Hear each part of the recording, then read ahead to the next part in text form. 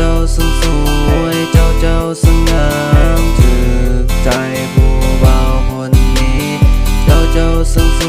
วยเจ้าซึ่งงามถึกใจไอ้บ่าวคนนี้